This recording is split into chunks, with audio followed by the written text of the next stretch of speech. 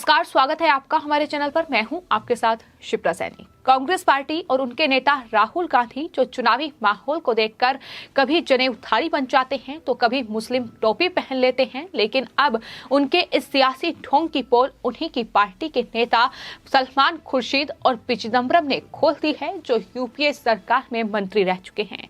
कांग्रेस नेता सलमान खुर्शीद ने दरअसल अपनी किताब में हिंदुत्व की तुलना आतंकी संगठन आईएसआईएस से कर दी है, जिसके बाद एक नया बवाल अब देश में शुरू हो गया है।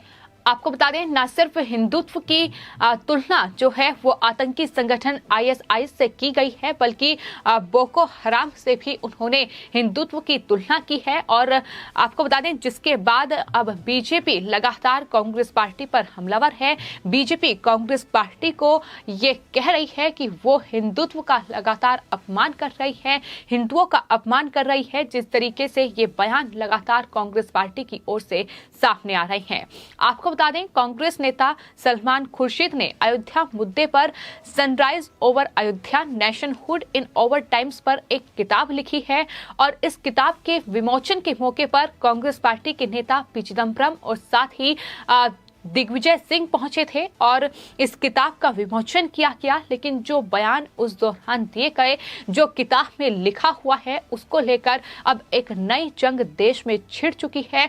जिस तरीके से हिंदुत्व का अपमान सलमान खुर्शीद ने अपनी किताब में किया है। कांग्रेस नेता सलमान खुर्शीद ने दरअसल अपनी किताब में एक चैप्टर में जो लिखा है उस पर यह पूरा बवाल छिड़ा हुआ है। सलमान खुर्शीद ने लिखा है कि हिंदुत्व साधु संतों के सनातन और प्राचीन हिंदू धर्म को अलग कर रहा है, जो हर तरह से आतंकी संगठन आईएसआईएस और बोको हराम जैसे जिहादी इस्लामिक संगठनों की तरह है। उनकी ये लाइन है जो उनकी किताब में लिखी हुई है, जिसको लेकर अब बीजेपी पूरी तरीके से कांग्रेस पार्टी पर हमलावर है। और बीजेपी की ओर से साफ तौर पर यह कहा गया है प्रेस कॉन्फ्रेंस करते हुए कि यही कांग्रेस पार्टी की हकीकत है, यही कांग्रेस पार्टी की असलियत है कि वो हिंदुत्व विरोधी है। लेकिन जिस तरीके से अलग अलग राज्यों में चुनाव आते हैं, वहां के चुनावी माहौल के हिसाब से कांग्रेस पार्टी और उनके नेता राहुल गांधी हो, प्रियंका गांधी वाड्रा हो या खुद सोनिया गांधी हो, वो कभी जनेऊधारी बन जाते हैं तो कभी मुस्लिम टोपी पहन लेते हैं। यही कांग्रेस पार्टी की हकीकत है। लेकिन इस पूरी किताब में अयोध्या फैसले पर यह किताब लिखी गई है। लेकिन इसी के साथ कांग्रेस पार्टी के नेता और यूपीए सरकार में मंत्री रहे पी चिदम्बरम की ओर से इस पूरे फैसले पर सवाल उठाए गए हैं।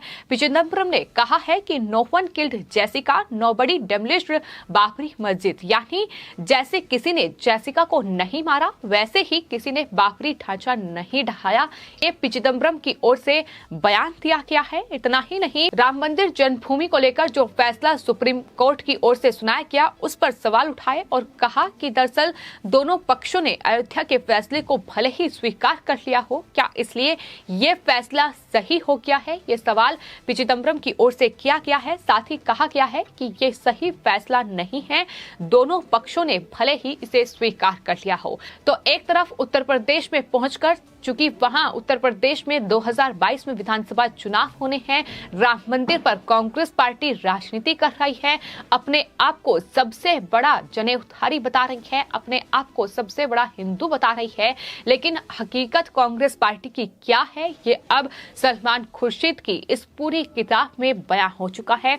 पी चिदम्बरम के बयान जो सामने आए हैं वो साफ तौर पर बता रहे हैं कि अभी भी राम मंदिर पर जो सुप्रीम कोर्ट ने फैसला सुनाया उसको लेकर कांग्रेस पार्टी कंफ्यूजन में है। और ये साफ तौर पर सलमान खुर्शीद की जो किताब है वो बता रही है। लेकिन अब इस पूरे मामले को लेकर जिस तरीके से सियासी बवाल शुरू हो गया है, आपको बता दें बीजेपी की ओर से बीजेपी प्रवक्ता गौरव भाटिया ने बाकायदा प्रेस कॉन्फ्रेंस की है, जिसमें उन्होंने कहा है कि कांग्रेस पार्टी की यही सोच है, यही विचारधारा है जो सलमान खुर्शीद ने अपनी किताब में लिखी है।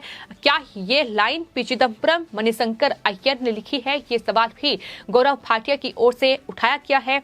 देश को मजबूत और अखंड रखने में जिन लोगों ने अपना बलिदान दिया, जिन बहुसंख्यक लोगों ने अपना बलिदान न्योछावर किया, उनका अपमान कांग्रेस पार्टी कर रही है। सोनिया गांधी और राहुल गांधी के इशारे पर क्या ये सब कुछ हो रहा है, ये सवाल भी बीजेपी की ओर से किया गया है।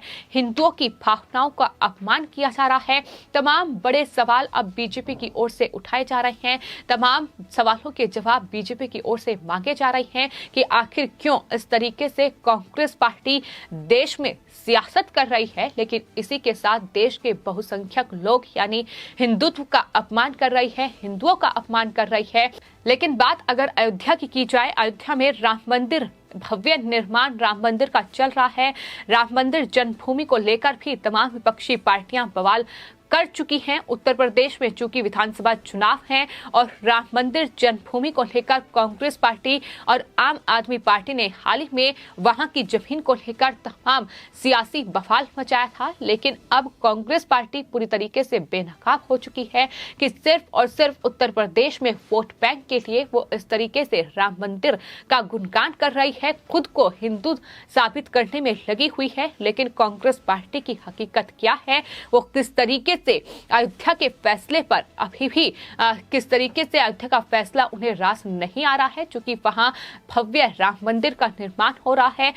आपको बता दें, ये वही कांग्रेस पार्टी है जो अपने शासनकाल में कभी अयोध्या राम जन्मभूमि का फैसला नहीं करा पाई, लेकिन 2014 के बाद जब बीजेपी सत्ता में आई तो मकसद प्रधानमंत्री नरेंद्र मोदी से लेकर समूची केंद्र सरकार का यही था कि राम मंदिर का निर्माण हो, राम मंदिर पर बड़ा फैसला सुप्रीम कोर्ट की ओर से लिया जाए, वहां राम मंदिर का निर्माण होना चाहिए। क्योंकि ये भगवान राम की जन्मभूमि है और हिंदुओं की आस्था इस पूरे अयोध्या नगरी से जुड़ी हुई है। ऐसे में फैसला अब राम मंदिर पर लिया जाए और वो फैसला लिया गया, लेकिन कांग्रेस पार्टी को ये फैसला उस वक्त भी रास नहीं आया था, क्योंकि कांग्रेस पार्टी वो पार्टी है, राहुल गांधी हो, प्रियंका गांधी वाड्रा हो या फिर सोनिया गांधी हो, जो भगवान राम के अस्तित्व से ही इनकार करती नजर आई है। उनकी तरफ से कहा गया है कि भगवान राम का कोई अस्तित्व नहीं है। लेकिन अब उत्तर प्रदेश में 2022 में विधानसभा चुनाव होने हैं, कुछ ही महीनों का वक्त चुनाव में बचा हुआ है।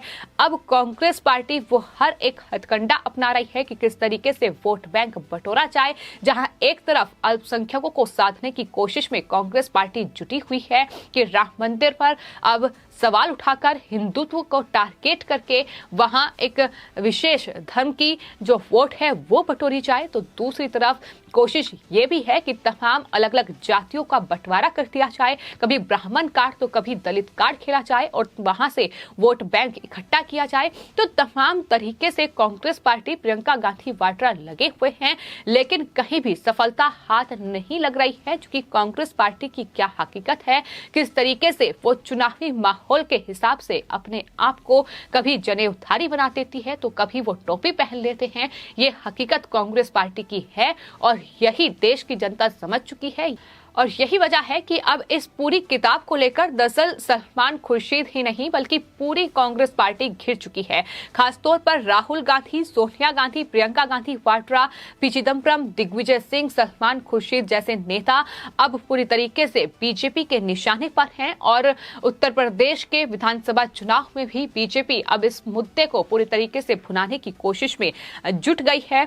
आपको बता दें, नरोत्तम मिश्रा जो कि बीजेपी के नेता हैं, उनकी तरफ से ट्वीट किया गया है और लिखा गया है कि सलमान खुर्शीद जैसे लोग तुष्टीकरण की राजनीति के पोषक हैं और देश के अंदर बिखराव और अलगाव की भावना को फैलाने का काम लगातार इनके द्वारा ही किया जा रहा है। कांग्रेस और गांधी परिवार ये चाहता है कि देश जातियों में बंटकर खंड खंड हो जाए, जबकि प्रधानमंत्री नरेंद्र मोदी जी एक अखंड भारत की बात करते हैं। यही अंतर है बीजेपी और कांग्रेस पार्टी में और यही वजह है कि बीजेपी और कांग्रेस पार्टी में आज अगर अंतर देखा जाए तो जहां कांग्रेस पार्टी धरातल पर पूरी तरीके से सिमट चुकी है, तो वहीं बीजेपी एक के बाद एक तमाम राज्यों में अपनी चुनावी यात्रा जो है उसे जीत रही है। और लगातार सलमान खुर्शीद के इस पूरे बयान पर सवाल उठाए जा रहे हैं कि अब ये साफ हो चुका है कि किस तरीके से कांग्रेस पार्टी पाकिस्तान और ISIS यानी जो आतंकी संगठन है उसके इशारे पर काम कर रही है।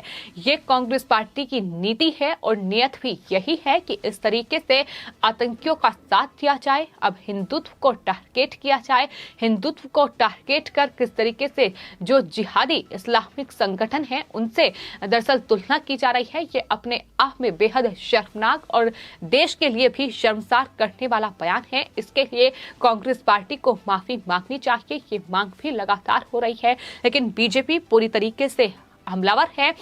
कांग्रेस की मुगल मानसिकता एक बार फिर सामने आ चुकी है, लेकिन अब सलमान खुर्शीद और इस पूरी किताब पर सवाल उठने लगे हैं। सलमान खुर्शीद के खिलाफ कई शिकायत भी अलग अलग दिल्ली के थानों में दर्ज हो चुकी है। पुलिस कमिश्नर को एक वकील की ओर से शिकायत दर्ज कराई गई है। अलग अलग धाराओं में सलमान खुर्शीद पर यह शिकायत दर्ज हुई है। तो कांग्रेस पार्टी को अब जवाब देना होगा। उस प्रियंका गांधी वाड्रा को भी जवाब देना होगा जो उत्तर प्रदेश में पहुंचकर वहां दलित कार्ड खेल रही है, ब्राह्मण कार्ड उनके द्वारा खेला जा रहा है। लेकिन अब इस पूरे बयान के बाद, इन तमाम टिप्पणियों के बाद कांग्रेस पार्टी से जवाब बीजेपी मांग रही है और बीजेपी का यह साफ तौर पर कहना है कि कांग्रेस पार्टी की यही मानसिकता है, यही सोच है जिसे लेकर कांग्रेस पार्टी देश में बढ़ रही है आगे। लेकिन ये देश को तोड़ने का काम सिर्फ और सिर्फ कांग्रेस पार्टी कर रही है। फिलहाल आपकी इस पूरे मामले पर क्या राय है हमें कमेंट बॉक्स में जरूर लिखें और चैनल को सब्सक्राइब करें। धन्यवाद।